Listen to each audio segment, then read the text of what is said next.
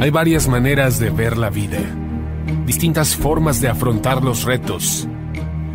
Cada palabra y acción tiene un resultado. Crisis o cambio. Imposibilidad u oportunidad. Derrota o victoria. Destino o decisiones. Culpabilidad o responsabilidad. Mentira o verdad. Víctima o vencedor. La diferencia se marca en los pensamientos, las ideas y las acciones. Esto es Mensajes de Victoria con Marco Tulio Carrascosa.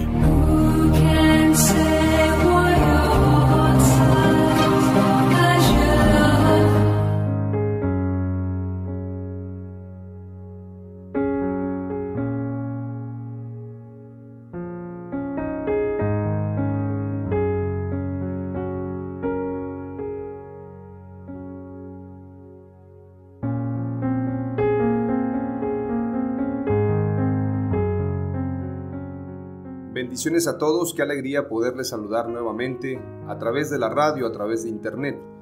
Hoy estoy compartiéndoles el episodio número 35 de la serie Los frutos del Espíritu Santo. Este episodio es un episodio muy especial porque tiene un mensaje no solamente para aquellos que son recién convertidos, para los que ocupan un ministerio, para los que son parte del liderazgo de la iglesia, es decir, un pastor o un ayudante de pastor, sino es un mensaje para discípulos. Es un mensaje para aquellos que quieren verdaderamente agradar a Dios, aquellos que quieren estar cerca de Jesús, aquellos que quieren caminar conforme caminó Jesús. A este episodio lo he titulado El fruto de la compasión. Esta palabra compasión es una palabra que muchas veces pensamos que nada más tiene que ver con un ministerio de la iglesia muy apartado.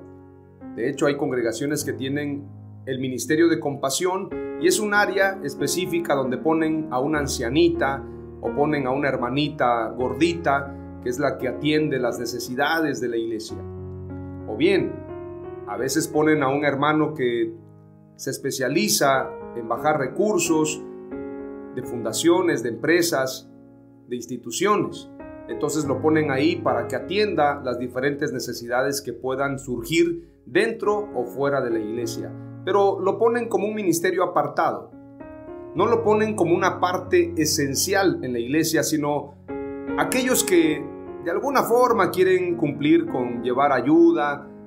Inclusive, quiero decirlo de esta manera, espero no suene ridículo, pero ponen algunas despensas, algunos kilos de ayuda, frijol, arroz, azúcar, unas despensas miserables para ayudar a la gente. Y cuando tú observas, la familia de los pastores llegan con carros último modelo, tienen cuentas bancarias, viven muy bien y entonces observas y te das cuenta que entregan lo que les sobra. No se enfocan verdaderamente en entregar calidad. Cuando tú observas eso, la mayoría de gente se queda callada, la mayoría de gente dice, bueno, es el ministerio de ayuda, es el ministerio de compasión dentro de la iglesia. Y los diezmos, las ofrendas, la gran parte de los ingresos que entran o que ingresan, valga la redundancia, a las arcas del templo, se van en proyectos que tienen que ver con construcción de templos, construcción de oficinas, pagarle salario al que trabaja como secretario, al que trabaja en la producción, a los que son parte del equipo pastoral. Muchas iglesias tienen un modelo donde se establece un salario para cada ministro. Pareciera que eso es sano y es correcto porque la Biblia dice que el obrero es digno de su salario. Sin embargo, la Escritura muestra claramente que el tema de la misericordia, el tema de la compasión es un tema central en el Evangelio. No es en segundo término, tercer término. De hecho, Mateo 25, en el juicio a las naciones, el llamado y la corrección, el llamado a cuentas tiene que ver con lo que hicimos estando en la tierra. Si verdaderamente ayudamos al necesitado, si alimentamos al hambriento, si llevamos de comer al que estaba en la cárcel, si cubrimos al desnudo, es decir, si verdaderamente hicimos una labor de compasión en la tierra. Esa es la gran pregunta. A los cabritos los manda a la izquierda y a las ovejas a la derecha. Los que ayudaron, a ellos los pone en un lugar importante para que hereden el reino de Dios, pero los que se olvidaron de hacer obra de misericordia, los manda al infierno literalmente. Este pasaje debería ser un pasaje central. Hay mucha gente que les gusta predicar sobre el rapto, por ejemplo, la falsa doctrina del rapto. Dicho sea de paso, he estado golpeando muy fuerte esas bases, esas estructuras, porque hoy voy a hablarles también acerca de las falsas doctrinas, como parte central del llamado a la gran comisión. Es decir, nuestro llamado es predicar el evangelio, predicar la doctrina de Jesús, y en esa parte vamos a encontrar una gran lucha contra falsas doctrinas. Está en mi corazón producir una película. Ya la tengo en mente y se va a llamar La Última Reforma. Se trata de un personaje que tiene que ver con estos tiempos modernos, en medio de la pandemia y todo esto que está pasando. Es un hombre con muchas debilidades, de mal carácter, tal vez poco simpático, antipático para muchos, un hombre amargado pareciera, pero con un compromiso con Dios ferviente. Este hombre se da cuenta que hay muchos abusos dentro de la iglesia, dentro de las diferentes denominaciones, y de la manera que Martín Lutero clava estas 95 tesis, de la misma forma, este hombre se decide a levantar una última reforma. Se provoca un gran movimiento revolucionario, y de tal manera que dentro de la historia de esta película que queremos producir, este hombre también hace algo muy similar a lo que hizo Jesús y a lo que hicieron los reformadores. Es decir, se levanta en contra del sistema, se genera una revuelta, hay un gran movimiento y la iglesia empieza a darse cuenta que hay muchos falsos profetas, muchos engañadores que han abusado de la iglesia y han abusado de las ovejas del Señor. La película busca llevar a la iglesia y a la sociedad a un despertar, porque mucha gente se está perdiendo porque pone su mirada en pastores, en ministros, en la gente, en los que predican, en los que predicamos. Es decir, yo no estoy fuera de esa línea. Yo no soy infalible, es decir, yo también cometo errores y seguramente habrá gente que diga, yo por eso no soy cristiano, porque el hermano se la pasa en debates o es un hombre de un carácter pésimo, yo qué sé. Seguramente alguien me va a criticar. Seguramente alguien va a decir, yo no quiero nada con el cristianismo porque para ser como ese, mejor ni soy cristiano. Seguramente. Sin embargo, es importante señalar que la gente debe poner su mirada en Jesús, no en el hombre. El enfoque de cristianismo es ese, poner la mirada en Jesucristo, no en los hombres. Los hombres fallamos, las mujeres fallan, la humanidad ha fallado desde el principio de la historia hasta el día de hoy, pero el único que no falla, a quien le damos gloria y honra y toda la alabanza, es a nuestro Señor Jesucristo. Él es el único santo, Él es el único perfecto, Él es el único digno. Y es importante señalar que el propósito de esta película, y también voy a escribir un libro, y lo estoy contando porque las cosas que se cuentan suceden, las cosas que se sueñan se realizan. No solamente te estoy contando lo que va a ser la película, sino también voy a escribir un libro que tiene que ver precisamente con ese cambio, con esa nueva reforma, lo que vamos a plantear para que las cosas cambien, lo que verdaderamente el Señor quiere para este último tiempo.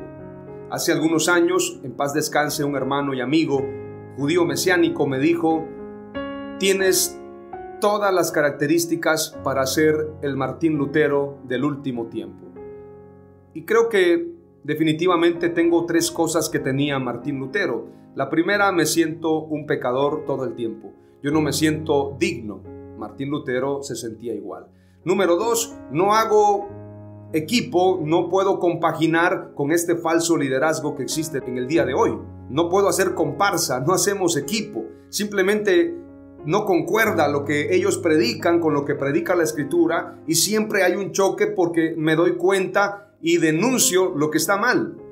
Y eso me pone también en un lugar especial para que pueda ser un reformador. Y el tercer punto, en base al carácter de Martín Lutero, es que Martín Lutero estuvo dispuesto a todo para enfrentar a la Iglesia Católica. ¿Sabes? Yo estoy dispuesto a todo, a enfrentar a este liderazgo, a estos mentirosos, a estos corruptos que no solamente se han beneficiado de la Iglesia, sino que buscan el reconocimiento de los hombres y no el de Dios. Entonces, más allá de una película, deseo con todo mi corazón que esto se convierta en un movimiento del Espíritu Santo y podamos hacer realidad esta última gran reforma. ¿Y por qué te comento todo esto? Porque al hablar de compasión, tenemos que hablar del deseo ferviente de nuestro Señor Jesucristo por las multitudes, por salvar al mundo. A Él no solamente le interesa una o dos personas, a Él le interesa el mundo entero. Es decir, Él no está enfocado, como muchos predicadores, que se enfocan en saber cuántos agremiados tienen en su denominación. Cuando yo leía aquel pasaje, cuando David hace el censo del pueblo, y cómo esto despertó la ira de Dios solamente por haber mandado a contar cuánta gente estaba bajo su reino. Es decir, fue un censo que tenía que ver con la gente que vivía en Jerusalén, quiénes eran, cómo vivían, etc. Algo muy parecido a lo que hace hoy en día el gobierno. A Dios no le agradó ese censo de David y hubo una situación muy fuerte, un conflicto con Dios, que David tuvo que humillarse ante Dios para que no hubiese muerte en Israel. Imagínense, por hacer un censo. En la Biblia, por ejemplo, cuando leemos el libro de los Hechos, dice la Escritura, y habían como 3,000, y habían como 5,000, es decir, no había un secretario de Iglecrecimiento ahí contando, tenemos 3,998. No había eso, no había conteo de ofrendas, no había conteo de cuánto dinero entró para pro construcción, para pro estacionamiento, bueno, para todo lo que hoy en día se pide en los templos. No había eso. Y había un gran avivamiento y los dineros tenían un uso específico. Esto es parte también de la última gran reforma. Esos dineros se ocupaban para abatir la pobreza y abatir la necesidad dentro de la iglesia. Es decir, esos dineros no eran para que el apóstol Pedro se comprara un carruaje, no eran para que el apóstol Pedro se comprara la túnica de marca de aquella época, porque seguramente habían túnicas de buenas compañías, o seguramente habían túnicas de telas especiales. Pedro no se compró la última túnica del momento, tampoco traía sirvientes, carruajes, sandalias de lujo, de piel de venado, qué sé yo. La Escritura dice que aún el apóstol Pedro no cargaba dinero. Cuando sanó aquel hombre cojo de la puerta, le dice claramente, no tengo oro ni plata, pero lo que tengo te doy. En el nombre de Jesús, levántate y anda. Estos predicadores modernos de la falsa prosperidad, del falso evangelio de la prosperidad y también que predican mentiras, falsas doctrinas, quieren hacer ver como un ministerio ridículo el ayudar a los pobres, el enfocarse a lo que hacía Jesús. Y entonces los seguidores, que son una especie de loros, una especie de comunidad de masa, de idiotas, porque no puedo llamarlo de otra forma. Idiota es aquel que no tiene sentido común, aquel que no piensa. Jesús les llamaba ciegos, guías de ciegos. Y la palabra idiota es alguien que no usa la inteligencia. La Escritura también los llama simples, el contraste entre los simples y los sabios. Han leído Proverbios, se han dado cuenta, y en otras versiones los llama idiotas o los llama tontos. La gente que no analiza no se le puede llamar de otra forma. La gente que le están mostrando la Escritura, le están mostrando la Biblia, donde la Biblia dice claramente que los diezmos y ofrendas tienen un uso específico y no es para que el apóstol se compre su camisa de 20,000 pesos o de $1,000 o de $5,000, que no es para que se compren un carro Rolls Royce, no es para que tengan jets privados y tú le estás mostrando en la Biblia y la persona te dice, bueno, es que también es bueno que el apóstol viva bien, hay que honrarlo, y le estás mostrando en la Biblia, hermano y amigo, estás perdiendo tu tiempo. Estás queriendo cambiar a una generación que va derecho, escucha bien, derecho a un hoyo profundo. La Escritura dice claramente que Jesús decía, dejadlos, son ciegos, guías de ciegos. Y un ciego no puede guiar a otro ciego porque ambos van a caer en el hoyo. Lo que te estoy hablando no es necesariamente meterme en las vidas personales de nadie. Todos cometemos errores, no hay uno perfecto. Pero el pecado de tomar el lugar de Dios, el pecado de enriquecerse con la fe, el pecado de abusar de las ovejas, el pecado de violentar a la iglesia, debe ser uno de los pecados más graves. El ser un falso maestro debe ser un pecado muy grave. Y esto es muy preocupante, porque la iglesia está viviendo tiempos difíciles, tiempos peligrosos. Mientras yo predico este mensaje, quiero decirte que tengo temor y temblor, porque yo estoy lleno de defectos. Soy un hombre, me considero tal vez el más indigno para predicar un mensaje como este. Pero si no lo hago, también tendré una consecuencia. Mucha gente espera a estar perfecta para predicar la palabra. Voy a estar santísimo para poder predicar el evangelio, y ese día nunca va a llegar. Estamos en una lucha día a día, en una guerra espiritual que tiene que ver con muchas cuestiones. Vamos a tener problemas familiares, vamos a tener problemas sociales, vamos a tener problemas en el trabajo, porque esto es una guerra espiritual, amados hermanos y amigos. Hay una canción que escribe Alex Zurdo que se llama El Pastor, y sale un pastor limpiando las bancas del templo, le lleva ayuda a los hermanos, hermanas que están en necesidad. El modelo de un pastor que lamentablemente hoy en día, esos modelos, lo digo con mucho criterio, no existen comúnmente. Tengo que hablar con sinceridad. Los pastores, verdaderos pastores, no se cuentan a cientos. Son pocos, son excepciones. Y esa canción del pastor nos muestra a un pastor que verdaderamente entrega su vida. Pero ese pastor tiene problemas en su casa. Tiene problemas familiares. Aún su hijo está alejado del camino. Y la canción de Alex Zurdo dice, no pienses que como pastor no tengo problemas. Yo mismo todos los días tengo que ir a la fuente para que esa fuente me dé vida y yo pueda continuar. Y al final nos muestran una gráfica de las diferentes iglesias que están cerrando sus templos, las diferentes denominaciones, cuántos pastores están renunciando al ministerio, porque es una lucha espiritual, es una guerra espiritual que sucede a diario. El enemigo sabe dónde darte, el enemigo sabe dónde golpearte, él es muy observador, él es como ese boxeador que te estudia, te analiza y dice, este hombre no se cubre bien el hígado, le voy a dar un golpe ahí, un gancho al hígado porque no se cubre ahí, o le voy a golpear la quijada en el lado izquierdo porque el hombre no sabe cubrirse. El enemigo es muy estudioso, te va a analizar, se va a dar cuenta de tus debilidades y te va a atacar donde más te duele. Donde más sabe que tú eres débil, ahí es donde te va a atacar, en tus debilidades. Por esto el pueblo de Israel, cuando iba camino a la tierra prometida, los amalecitas le atacaron a Israel en sus debilidades, en su retaguardia. Ellos venían con sed, ellos venían cansados, sedientos, venían con una carga emocional, salir de Egipto, camino a la tierra prometida, toda esa lucha. ¿Y qué hicieron los amalecitas? En lugar de darles agua, los golpearon, los humillaron en medio de esa necesidad. Amalec representa a Satanás. Satanás no va a tener compasión de ti. Satanás quiere destruirte, Satanás quiere matarte. El único que tiene compasión de nosotros es Jesús. Y por esto el mensaje de hoy, el fruto de la compasión, tiene que ver con nuestro llamado. ¿Para qué me llamó Dios? ¿Por qué estoy aquí en la tierra? ¿Cuál es mi encomienda? ¿Cuál es la gran comisión que yo tengo que cumplir? ¿Verdaderamente estoy cumpliéndola o me estoy haciendo tonto?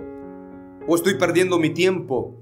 ¿Qué estoy haciendo como hijo de Dios? Hay gente que piensa, y lo digo recurrentemente, hay gente que piensa que ser cristiano es ir al templo, dar una ofrenda, un diezmo, cantar alabanzas, sacar la guitarra, aleluya, gloria a Dios.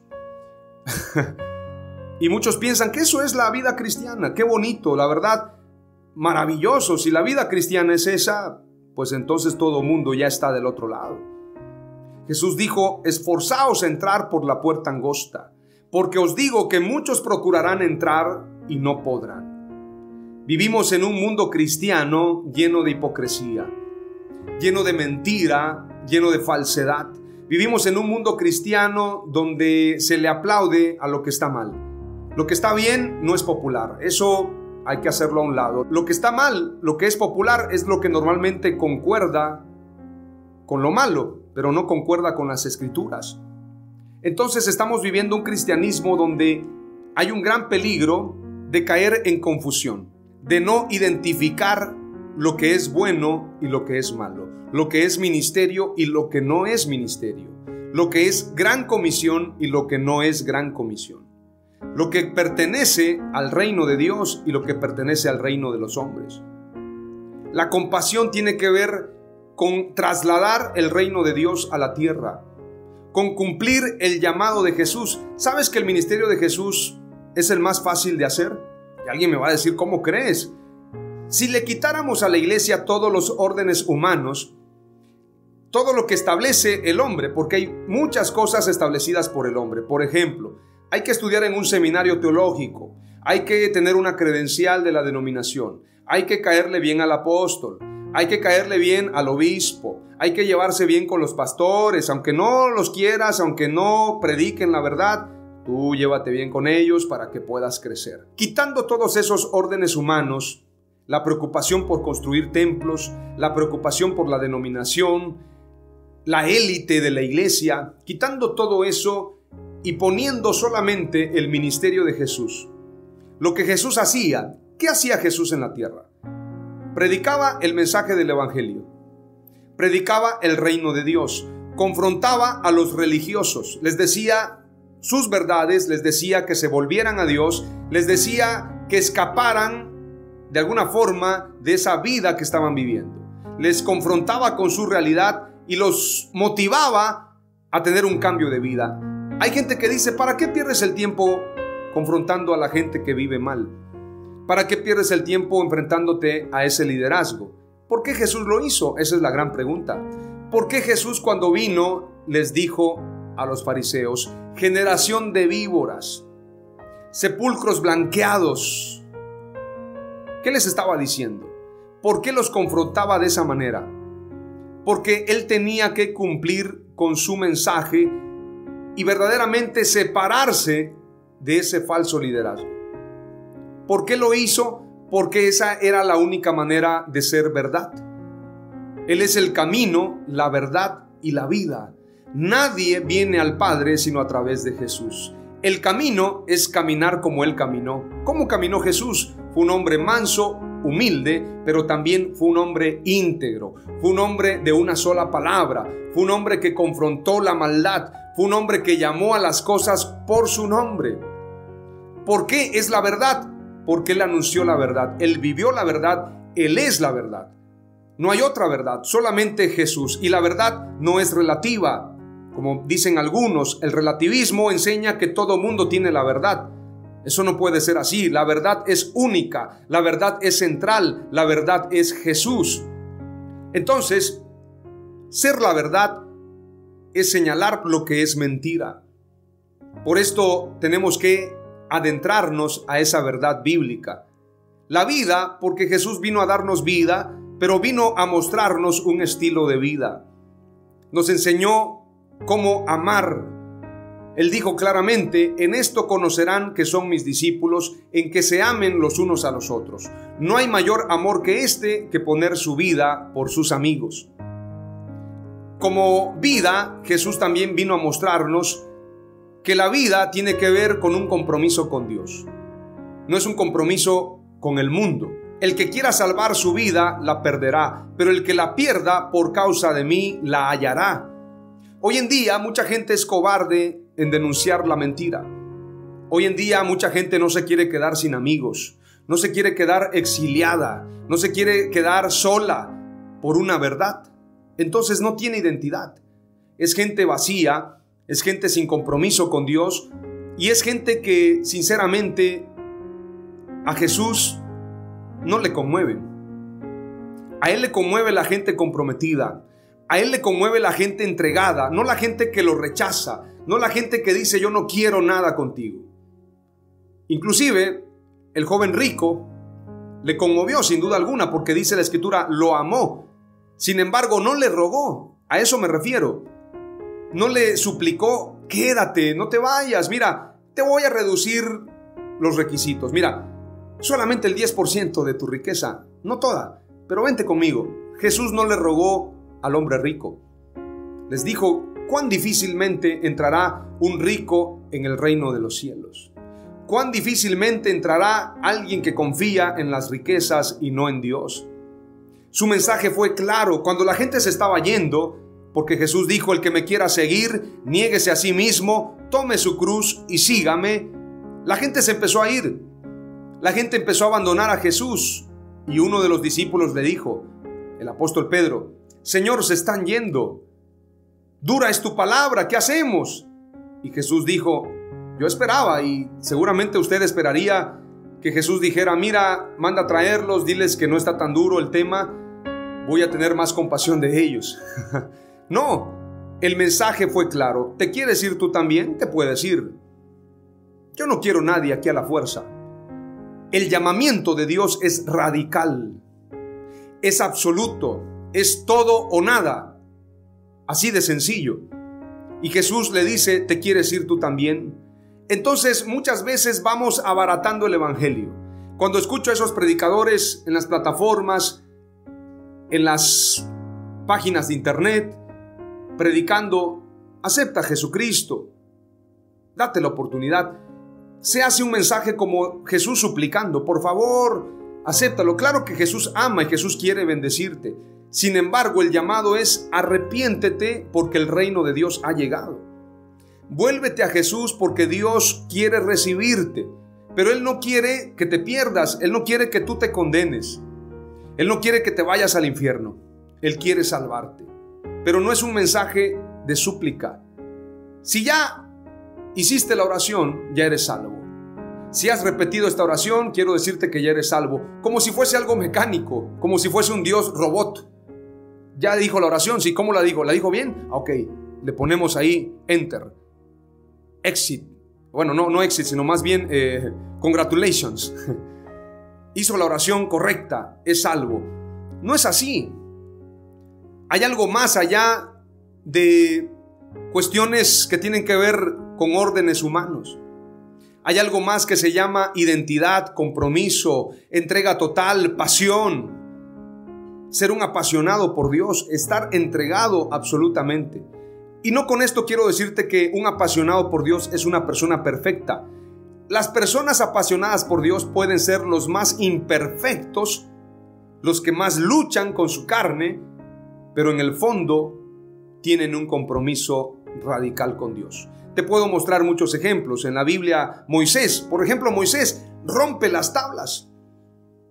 ¿No han leído el pasaje cuando Moisés les hace beber a los judíos? Agarra el becerro de oro, lo funde y les hace que beban ese oro fundido. Ahora se lo van a comer. Usted lee ese pasaje y dice, wow, ese no es el Moisés que yo esperaba. O cuando, por ejemplo, ve a Nehemías arrancándole la barba a los que habían tomado mujeres que no eran judías, mujeres paganas. Les arranca la barba literalmente. Cuando usted ve a Pedro cortándole la oreja a Malco, no piense usted que quería cortarle la oreja. Le quería quitar la cabeza de una vez. Pero seguramente Malco también sabía defenderse, entonces esquivó la espada y le cortó la oreja. No estoy justificando a los que tenemos problemas de carácter, porque quiero confesar, tengo un problema de carácter en lo personal. Digo si es un problema o una cualidad, porque hay gente que me dice, ese es el carácter que Dios quiere, que seas aguerrido, que seas un hombre de carácter. Y hay otros que dicen, ese es tu mayor defecto, puede ser ese mi talón de Aquiles. Sin embargo, yo estoy convencido que el carácter tiene mucho que ver con nuestro compromiso con Dios.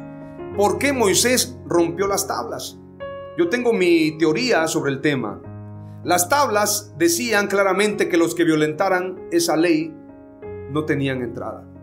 Entonces algunos piensan que él rompió las tablas de coraje. Creo que fue coraje, pero también las rompió porque no habría evidencia de pecado. Si la ley dice claramente no tendrás ídolos y el pueblo violentó esa ley, por lo tanto eran acreedores de un juicio. Cuando Moisés rompe las tablas, prácticamente no hay ley que los condene porque las tablas se rompieron. Entonces mi teoría es que no solamente rompió las tablas por coraje, sino también para de alguna forma librar a ese pueblo. ¿Por qué lo digo? Porque Moisés se pone delante de Dios y le dice: ráeme del libro, pero no quiero que destruyas a ese pueblo. Es decir, sácame del libro. Imagínate, esto es ser radical. Sácame del libro, pero no destruyas a este pueblo. Entonces yo sí creo que Moisés amaba tanto a ese pueblo que por eso cometió muchos errores. Hay otra teoría que tengo. Cuando Eva peca, seguramente, y las llamo teorías porque esto no es doctrina, esto es una teoría, esto lo digo de mi corazón, de mi pensamiento. Cuando Adán se da cuenta que Eva pecó, Adán pudo haberle dicho al Señor: Señor, mira, esta mujer fue a pecar, comió del fruto que no debía comer. Por lo tanto, Señor, te pido que me traigas otra Eva mucho mejor que esta, y esta la saques del Edén. Pero no, Adán amaba a Eva y comió del fruto con ella. Le obedeció más a su mujer, más a su amor por ella que lo que era correcto delante de Dios. Y por eso los dos fueron echados fuera. Esto es tener pasión, esto es tener una entrega total. Es decir, Adán entregó su vida por Eva. Moisés entregó su vida por el pueblo. David se enfrentó a Goliat sin importarle lo que pasara con su vida. Le importó más el pueblo de Israel. Esos son los apasionados por Dios. Esos son los que tienen compasión. Por esto Jesús dijo, por esto Dios dijo, Jesús es Dios, obviamente lo estoy diciendo en este contexto, pero quiero ir al Antiguo Testamento. Dios llama a David hombre conforme a su corazón. He hallado a David mi siervo conforme a mi corazón. Algunos piensan que David era conforme al corazón de Dios porque David cantaba salmos, porque David era humilde, porque David se arrepintió. Eso no quiere decir que era conforme al corazón de Dios. David era conforme al corazón de Dios porque David estuvo dispuesto a dar su vida peleando con osos y leones por salvar a las ovejas. Entonces Dios dijo: Él es conforme a mi corazón porque entrega su vida por las ovejas. Eso es tener pasión, eso es entregar la vida, eso es tener un corazón conforme al de Dios. Por esto David era conforme al corazón de Dios. Los profetas entregaron su vida. Los apóstoles entregaron su vida. Pablo entregó su vida. El apóstol Pedro, se dice según la tradición cristiana que Pedro fue crucificado de cabeza. El apóstol Pablo se dice que fue decapitado. Otros fueron apedreados, como Esteban. Eso es tener pasión. Pero una iglesia que promueve que tú y yo vamos a salir en un rapto y no vamos a enfrentar esa gran tribulación y ese choque contra el anticristo, ese choque contra la mentira, es una iglesia que está entonces enfocada más a los privilegios. Si los apóstoles entregaron su vida, si los profetas entregaron su vida, si Jesús entregó su vida, entonces la iglesia moderna tiene que entregar su vida. Pensamos muchas veces que tenemos más privilegio. Pensamos que el Señor tiene en gran estima a su iglesia, que no pasaremos por estos momentos difíciles. Recordemos claramente que Jesús dijo: llegará el día que serán entregados por causa de mi nombre. Llegará el día que unos se traicionarán a otros. Llegará el día que tendrán que huir a las montañas, en Mateo 24. Cuando vean todo esto, es momento de huir. No bajen a traer su CURP, no bajen a traer sus credenciales, no bajen a traer su teléfono, no bajen a traer sus documentos. Huyan a la montaña. Y este mensaje no es solamente para los judíos, es un mensaje para la iglesia en general. Porque la iglesia va a enfrentar esa gran persecución que fue profetizada no solamente por el profeta Daniel, sino también por nuestro Señor Jesucristo. Y ahí se va a ver el que verdaderamente es apasionado por Dios, el que verdaderamente tiene compromiso con Dios o solamente tenía compromiso con la denominación, el que tenía compromiso con Dios o solamente creía que era un cristiano. Es ahí donde va a ser probada la fe. Aquí se muestra, dice Apocalipsis, la paciencia de los santos. Cuando la gente dice, es que se refiere, algunos predicadores se refiere a los que se quedaron, esos no son santos, mi hermano. Si hubiese un pueblo escogido que es levantado y se quedan los impíos, y la Escritura dice, y se le concedió hacer guerra contra los santos y vencerlos, y aquí se prueba la paciencia de los santos, esos impíos que se quedaron según esa falsa doctrina, no se quedaron por santos, se quedaron por impíos, entonces no se podría referir a ellos.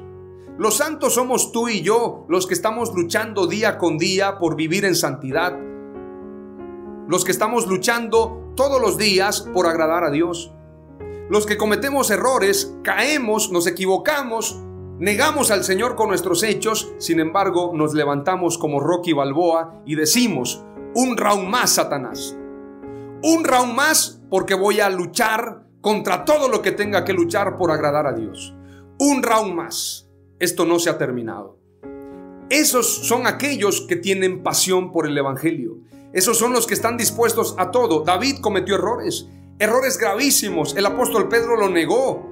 Sin embargo, el final de la historia no es un David fracasado, un apóstol Pedro fracasado. ¿Qué quiero decirte? El final de la historia es que tú y yo seremos revestidos con vestiduras blancas y tendremos oportunidad de ser llamados benditos del Padre Celestial. Vengan benditos de mi Padre a heredar el reino de Dios. Para esto tenemos que reconocer nuestros errores. Tenemos que reconocer nuestras fallas. Tenemos que reconocer que vivimos con circunstancias difíciles, con circunstancias que nos impiden avanzar, pero estamos en una renovación. Hoy podemos cantar ese canto que canta Marcos Witt, ese canto famoso, renuévame, renuévame cada día. Quiero ser renovado conforme a tu espíritu. Quiero ser un apasionado, pero no quiero acomodarme al sistema. No quiero acomodarme al camarote de Jonás, el camarote de la tranquilidad. ¿Para qué me meto en camisa de 11 varas? Decían los abuelos. ¿Para qué le busco 3 pies al gato si tiene 4? Mejor me la llevo tranquilo. ¿Para qué me meto en temas que ni siquiera me traen beneficio? Aquel día no seremos juzgados solamente por lo que hicimos, sino por lo que no hicimos. Si te quedaste callado, si fuiste convenenciero, si predicaste lo que estaba de moda, eso va a ser llamado a cuenta en aquel día. Jonás estaba muy tranquilo. Es problema de los que están ahí en Nínive. ¿Yo qué culpa tengo? ¿Yo qué culpa tengo como Jonás de tener que lidiar con ese pueblo de Nínive? Sin embargo, la tempestad se desató porque Jonás se quedó callado. Jonás iba en el camarote. Jonás iba muy tranquilo. Como mucha gente está en los templos, tranquilos, no pasa nada. Este mundo se está perdiendo. Tú y yo nos vamos en el rapto, mi hermano, y este mundo que se pudra. Que el presidente Joe Biden se pudra. Que los presidentes de Rusia, Putin, y el presidente de Corea del Norte, ese gordito que por cierto anda amenazando con bombas, que se pudre ese gordo también. Y yo me voy en el rapto. Una iglesia mediocre, amados hermanos. Una iglesia sin impacto. Una iglesia que no es luz, que no es sal. ¿Qué es entonces? Si no es luz, si no es sal, si no está cumpliendo con la gran comisión, ¿qué es? Tal vez es un club, tal vez es un movimiento, tal vez es una organización, pero no es iglesia. Iglesia es la que muestra la Biblia. Iglesia es la que cumple con la gran comisión. Iglesia es la que dice la verdad. Iglesia es la que enfrenta el pecado y la mentira, especialmente dentro de la iglesia. Iglesia es la que busca precisamente una reforma. Iglesia es la que le da el primer lugar al Espíritu Santo. Iglesia es la que dice, no quiero agradar a los hombres, sino agradar a Dios. Esa es la iglesia. La pregunta es, ¿tú y yo somos iglesia? La pregunta es, ¿estamos cumpliendo con la gran comisión? ¿O nos estamos haciendo tontos? Porque si nos estamos haciendo tontos, entonces, pues bueno, hay que hacerse tonto a lo mejor yendo a la playa, a lo mejor yendo a la discoteca, no sé. Porque si te estás haciendo tonto, eres un tibio, eres peor que un mundano. porque el tibio será vomitado de la boca de Dios. El mundano no quiere nada con Dios. El cristiano tibio está más fuera del camino de Dios. Yo le decía hace unos días a un hermano que me escribía ahí, porque yo puse una frase en mi Facebook sobre un comentario que hizo un ateo, y decía: las falsas doctrinas son para idiotas, porque los que enseñan falsas doctrinas saben que los idiotas las van a creer. Y entonces este hermano y amigo que me escribió, te voy a mencionar el nombre acerca de este personaje, que es importante señalarlo. Precisamente este personaje se llama Henry Louis Mencken, un ateo, un hombre que criticaba a los cristianos, un hombre verdaderamente oscuro, contrario a la fe, crítico de la fe, crítico de los cristianos, crítico de los judíos, crítico de las religiones. Y él escribe una frase que dice: un demagogo es aquel que predica doctrinas que sabe que son falsas a personas que sabe que son idiotas. Es decir, los demagogos son los que enseñan mentiras como si fuesen verdades. Como los políticos que dicen: te voy a construir un puente. Sí, pero es que aquí no hay río. ¿Para qué quiero puente? Bueno, también te voy a poner el río. Prácticamente los políticos demagogos mienten diciendo mentiras como si fuesen verdades, y las falsas doctrinas se predican como verdades cuando son mentiras. Lo que escribe precisamente Henry Louis Mencken es una verdad. Y alguien me puso: ¿sabías que Mencken odiaba a los cristianos y se fue al infierno? Es decir, no tuvo la oportunidad de encontrar a Dios. Y yo le dije: más esperanza hay para un ateo que para un falso maestro, porque el ateo no conoce a Dios, y cuando lo conoce seguramente se entrega. Yo conozco a un pastor amigo, el pastor Benjamín Lomelí. Era un ateo universitario que combatió a los cristianos mucho tiempo, pero cuando el hombre tuvo su experiencia con Dios, se convirtió en un apasionado. Hoy es el presidente del Día Nacional de Oración por México, un hombre apasionado por Dios, un hombre comprometido con Dios. Era un ateo, por esto yo declaré: más esperanza hay para un ateo que para un falso profeta. Sin embargo, el hermano perseveró diciéndome que también los falsos profetas tienen oportunidad. Claro, Dios es compasivo. Sin embargo, los falsos profetas tienen la verdad a la vista y no quieren aceptarla. Los ateos no conocen a Dios, tienen más oportunidad. David y Saúl es una muestra clara de los diferentes corazones. Los que estaban en la cruz, el que estaba a un lado y el otro. Saúl pecó perdonando la vida del rey de Amalek. Sin embargo, su pecado mayor fue desechar la palabra que le entregó el profeta Samuel. Su mayor pecado no fue perdonar la vida del rey, sino rechazar la palabra profética de Samuel. Porque como pecado de adivinación es la rebelión, y como ídolos la obstinación. Por cuanto tú desechaste las palabras de Jehová, Dios también te desecha para que no seas rey. Es decir, Saúl fue desechado por él rechazar la palabra de Dios. Mucha gente piensa que las doctrinas se pueden rechazar. Es decir, esta doctrina no me gusta, esta no me parece bien. Van acomodando como un rompecabezas, van acomodando como una casa las falsas doctrinas y dicen: esta me gusta, esta habla de prosperidad, gloria a Dios, voy a ser próspero. ¡Wow! Esto me gusta, que Abraham era riquísimo. Me gusta que el Señor me da el poder para hacer las riquezas. ¡Wow! Me gusta que el hombre de Dios viste espléndidamente, y van acomodando. A ver, esta no me gusta. Me gusta esta, que al pastor se le puede decir papá. Y el apóstol Pablo era papá también de Timoteo. Y van acomodando. Esta me gustó, aquí pongo mi mueble. Y van acomodando. Y luego dicen: esta no me gusta, esta me gusta. Hay un rapto, me voy a ir con el Señor, no voy a pasar por una gran tribulación. Entonces van acomodando, van haciendo su casa. Pero esto no quiere decir que estén en lo correcto. El evangelio es radical. La palabra de Dios era dura. Por eso la gente se alejaba del Señor. Por eso en el Pentecostés habían solamente 120. Por eso los discípulos huyeron. Por eso el apóstol Pedro lo negó. Porque es dura la palabra de Dios. Pero hoy en día hay un evangelio acomodatizo. Esto me acomoda. Por esto la Escritura dice que por la comezón de oír amontonarán maestros conforme a sus concupiscencias. Es decir, van a agarrar maestros. Este maestro me gusta, este que habla de apostolitis. este que habla de reino, puro reino, este me gusta. Mira, este que habla de prosperidad, este otro también, acá lo acomodo. Este que habla en contra de los que predican acerca de palabras proféticas y los que dan profecías, este me gusta porque aquí en esta iglesia no hablan de profecía. Este también me gusta. Y van amontonando falsos profetas conforme a sus concupiscencias, es decir, conforme a sus deseos. Es decir, hay gente que quiere hacer un Jesús conforme a lo que quiere.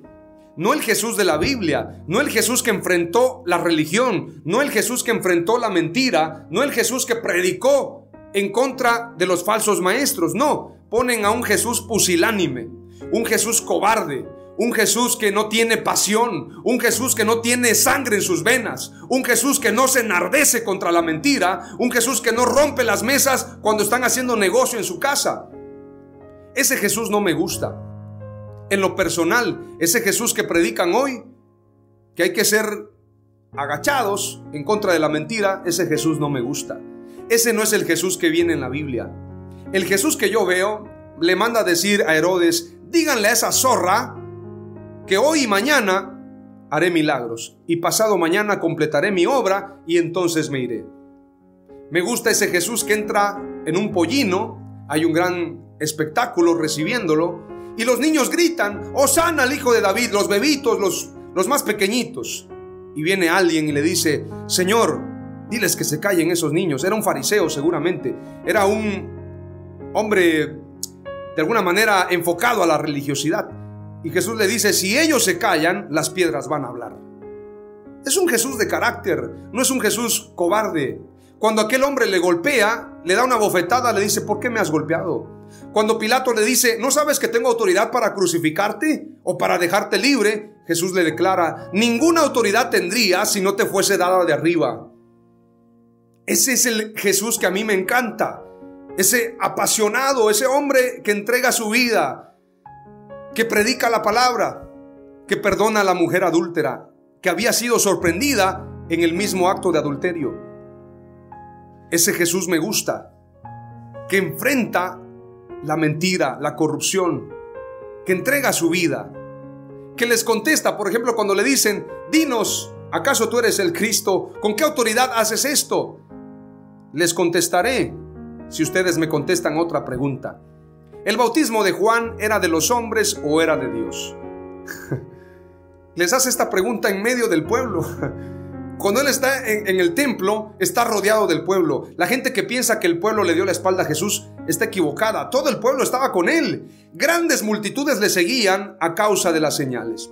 Él hacía milagros, alimentaba a los pobres, les daba de comer, les daba lo que necesitaban. Llegaba la gente hambrienta, comía. El que estaba endemoniado quedaba libre. La que estaba con flujo de sangre sanaba solamente con tocarlo. Cuando no había cómo tener contacto con Jesús, hubieron unos muchachos que rompieron el techo y que descendieron a donde estaba Jesús, y Jesús le sanó a ese joven y le dijo: tu fe te ha salvado, tus pecados te son perdonados. Fue lo primero que le dijo. Y la gente dijo, sobre todo los fariseos: ¿quién es este que tiene autoridad para perdonar pecados? Si solamente Dios puede perdonar pecados. Para que veáis que el Hijo del Hombre tiene potestad para perdonar pecados, joven, a ti te digo, toma tu lecho y anda. Ese Jesús es el que a mí me apasiona.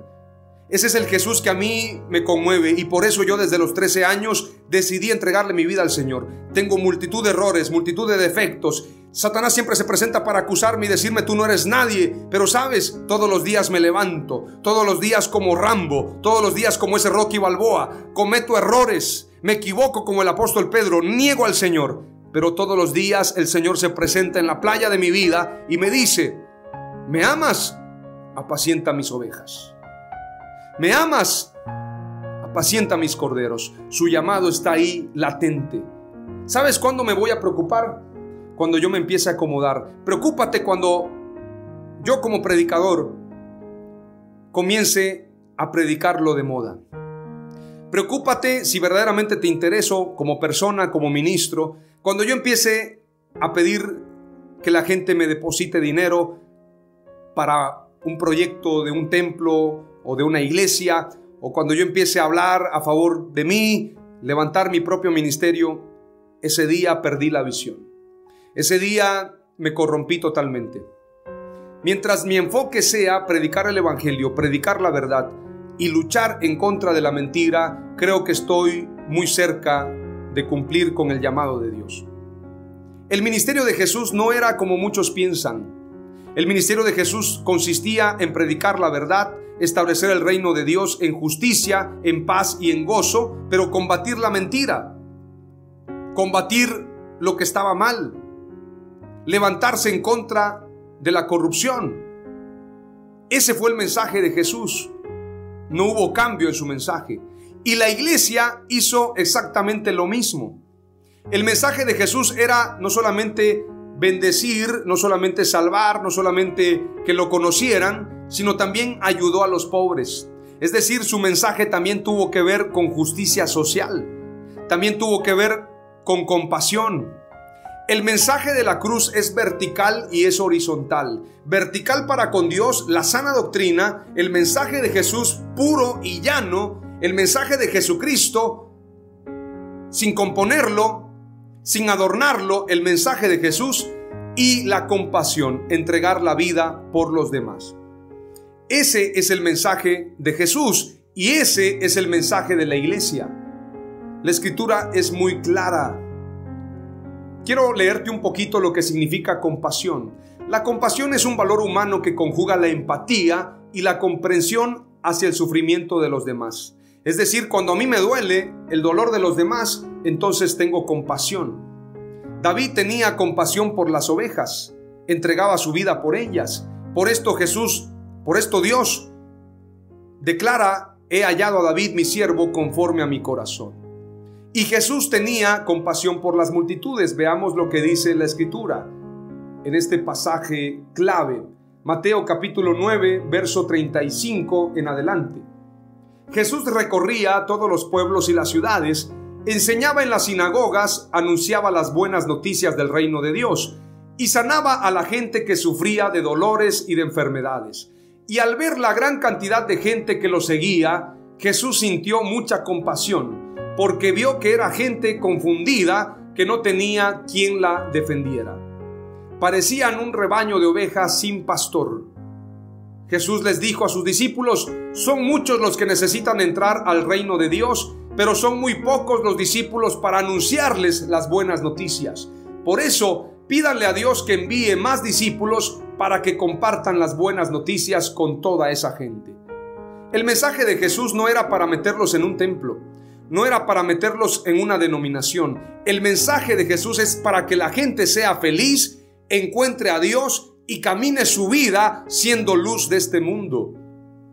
Felipe le predicó al etíope y la escritura dice que una vez que le predicó, no se volvieron a ver jamás. Yo no veo a Felipe pidiéndole datos. A ver, etíope, dame tu número celular, tu WhatsApp, dame tu correo, para que alguno de los hermanos diáconos te visite. Digo, eso es bueno, pero no es lo esencial. Los templos no son esenciales, lo he dicho una y otra vez. Las denominaciones un día van a acabar. Cielo y tierra pasará, pero su palabra no pasará. Peter Wagner, el fundador de los movimientos apostólicos, lo llaman el padre de los apóstoles en Latinoamérica y en Estados Unidos. Peter Wagner, en un libro y en un congreso, está documentado, en un congreso declaró: llegará el día, y el Espíritu Santo me lo ha dicho, llegará el día en que se van a acabar las denominaciones y solo quedará el movimiento del Espíritu Santo. Los apóstoles que habían creído en Peter Wagner fueron los primeros que rechazaron su enseñanza y dijeron: no, ¿cómo se va a acabar el movimiento apostólico? No queremos eso. Cuando la iglesia no le entrega el púlpito, no le entrega el movimiento al Espíritu Santo y son los hombres los que gobiernan, ahí hay error. Ahí ya no gobierna el Espíritu Santo. Donde gobierna el hombre, no gobierna el Espíritu Santo.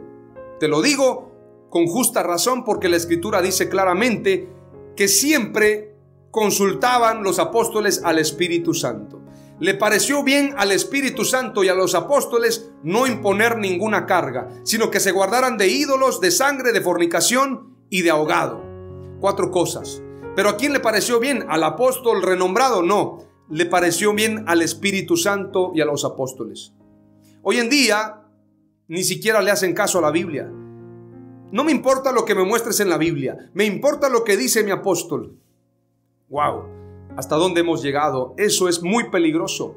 Jesús no solo predicaba el mensaje de salvación, sino también alimentaba a la multitud. Alimentaba a los hambrientos. Jesús predicaba, sanaba enfermos, limpiaba leprosos, resucitaba muertos, liberaba endemoniados, alimentaba a la multitud. Porque su mensaje era directo, era vertical, predicar la sana doctrina, predicar su mensaje, predicar el mensaje del evangelio eterno y ayudar a los necesitados. Santiago 5:4 dice, y esto lo digo con justa razón por lo que pasa en el mundo. A veces pensamos que la iglesia solamente tiene que ver en asuntos de iglesia. David dejó el rebaño para enfrentarse a Goliat, temas que tenían que ver con gobierno. La iglesia tiene que meterse a los temas de gobierno. La iglesia tiene que meterse a los temas de política, a los temas de educación, a los temas de cultura, a los temas de tendencias. Tenemos que hacerlo porque somos luz y sal de la tierra. Veamos lo que dice Santiago 5:4 y recordemos que después de la reforma hubo un renacentismo en el mundo. Hubo un movimiento de inteligencia porque la palabra de Dios es luz, es verdad. La ciencia aumentó. Los cristianos no somos gente tonta. Tontos son los que creen falsas doctrinas. Los cristianos somos gente inteligente. Santiago 5:4 dice: mirad el jornal de los obreros que han cegado vuestros campos y que han sido retenidos por vosotros, clama contra vosotros, y el clamor de los segadores ha llegado a los oídos del Señor de los ejércitos. Es decir, la iglesia también defiende los derechos humanos, los derechos de los trabajadores, los derechos de los afrodescendientes, de los indígenas, los derechos de la gente que necesita ser atendida. La iglesia estamos aquí para eso también. Hay una película que te recomiendo de esta actriz Angelina Jolie. La película se llama El Sustituto. Excelente película. Vas a ver el carácter de un pastor presbiteriano que enfrentó la corrupción de su país para hacerle justicia a esta mujer. De esos pastores necesitamos. De esos pastores necesita la iglesia, necesita Dios. Ahora es importante señalarte que la doctrina de Jesús no es la doctrina de los hombres. La doctrina de Jesús tiene que ver con las enseñanzas de Jesucristo. Veamos lo que dice la Escritura en 2 de Timoteo 4:3. Porque vendrá tiempo cuando no soportarán la sana doctrina, sino que teniendo comezón de oídos, acumularán para sí maestros conforme a sus propios deseos. Es decir, los amontonan, los van juntando. A ver, este maestro para acá, este otro maestro gordito aquí también. Este maestro me gusta, habla mucho de dinero. Este también habla mucho de prosperidad. Este también habla de viajes a Israel. Oh, wow, poderoso. Este habla sobre paternidad. Amontonan sus maestros conforme a sus concupiscencias. 2 de Timoteo 4:3 es lo que acabo de leerte, pero mira lo que dice 1 de Timoteo 6:3. Primera de Timoteo 6:3 dice: si alguno enseña una doctrina diferente y no se conforma a las sanas palabras, las de nuestro Señor Jesucristo, y a la doctrina que es conforme a la piedad, está envanecido. Es decir, no se conforma a lo que enseñó Jesús. Empieza a investigar por otro lado, a ver qué dicen acerca de los nefilim, a ver qué dicen acerca de los ovnis. No se conforman con las sanas palabras de nuestro Señor Jesucristo. No se conforman a la sana doctrina, edificados sobre el fundamento de apóstoles y profetas, siendo la principal piedra del ángulo Jesucristo mismo. Puestos los ojos en Jesús, el autor y consumador de la fe. Tenemos que llevar a la iglesia hacia Jesús, no hacia nosotros, no hacia el hombre. No hacia el hombre de Dios, sino al Dios del hombre. Ese tiene que ser el enfoque. Tenemos que cambiar. Hoy quiero compartirte 5 palabras clave en base a este mensaje. La primera: el movimiento de la iglesia debe ser igual a Jesús. No igual a nadie más, igual a Jesús. Lo que hizo Jesús es lo que la iglesia tiene que hacer. Lo que hizo la iglesia primitiva. Así como Jesús alimentaba a la multitud, la iglesia primitiva tenía favor con el pueblo y el Señor añadía cada día a su iglesia a los que habían de ser salvos. Palabra clave número 2. La misión de Jesús fue como la cruz, vertical y horizontal. Vertical, la sana doctrina; horizontal, la compasión. Eso es ministerio. Si no hay compasión, no hay ministerio. Si no hay compasión y misericordia, no estamos cumpliendo con el llamado de Dios, con la gran comisión. Palabra clave número 3. Lo vertical es el mensaje de la doctrina de Jesús. Número 4. Lo horizontal es la acción de compasión al mundo. Y número 5. Lo más poderoso de la cruz es el centro. Es el darle la gloria a Jesús. El movimiento de la Reforma Protestante, las 5 solas: sola Escritura, sola fide, sola gratia, soli Deo gloria, solus Christus. No las dije en orden, pero estas 5 solas tienen como enfoque poner a Jesús en el centro. Sola Escritura, solo la Escritura nos habla de la verdad. Sola fide, solo por fe. Sola gratia, solo somos salvos por gracia. Solus Christus, solo Cristo salva. Soli Deo gloria, solo a Dios sea la gloria. El enfoque es Jesús. Jesús es el centro. Con esto termino. Si en la iglesia Jesús no está en el centro y está un hombre, un apóstol, un profeta, un pastor, un obispo, esa no es iglesia. Jesús tiene que estar en el centro. ¡Aleluya! ¡Gloria a Jesús!